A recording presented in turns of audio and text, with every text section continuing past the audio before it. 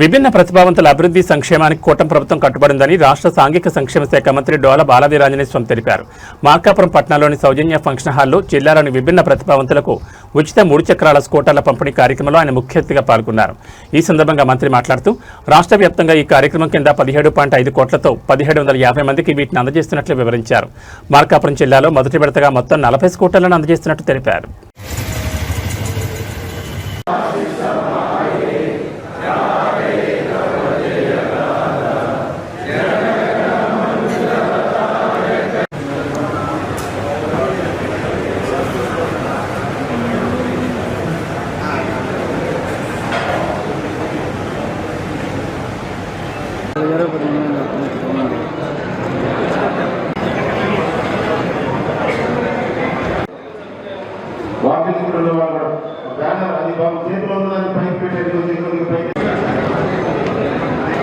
Okay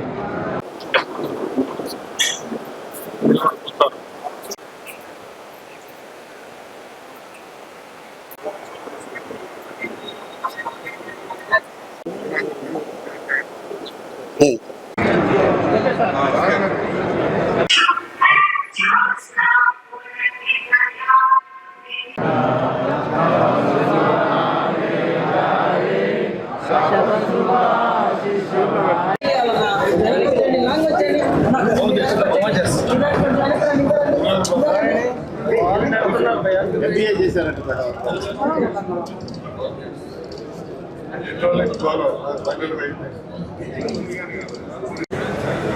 1750 మందికి constituency చొప్పున 17.5 కోట్ల రూపాయలతోటి దివ్యాంగుల కార్పొరేషన్ నుంచి డిస్ట్రిబ్యూషన్ చేయడం జరిగింది.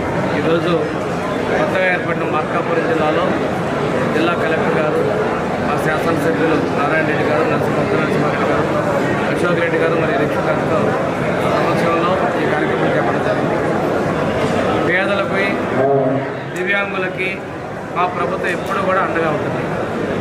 500 రూపాయల పెన్షన్ని 1500 చేసినా, 3000 చేసినా, 6000 చేసినా గౌరవ ముఖ్యమంత్రి నారా చంద్రబాబు నాయుడు గారి సారథ్యంలో ప్రభుత్వం చేసింది. ఈరోజు ప్రతి నెల 1వ తేదీన పేదల సేవల కార్యక్రమాల ద్వారా మేము ఈ పెన్షన్ పంపిణీ చేయబడతాం.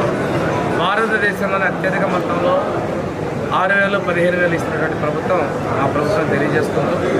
ఈరోజు దివ్యాంగ శక్తి ఉగాది కాలం నుంచి ఉచిత బస్సు ప్రయాణాన్ని దివ్యాంగులు కూడా మేము కల్పించడం జరిగింది. చరిత్రలో లేనంత విధంగా ఈ డిజేబుల్డ్ హాస్టల్స్ని రిపేర్లకి 4.32 లక్షల రూపాయలు కేటాయించి పనులు చెప్పడం జరుగుతున్నాయి. కొత్తగా కూడా హాస్టల్స్ లేని ప్రాంతంలో హాస్టల్ నిర్మాణానికి, అదేవిధంగా బాపట్ల కొత్తగా ఏర్పాటు చేస్తున్న డిగ్రీ కాలేజీ అదనపు గదులకి వీటన్నిటికీ వెచ్చించి వెలిసి 24 కోట్ల రూపాయలు కూడా కేటాయించడం జరిగింది.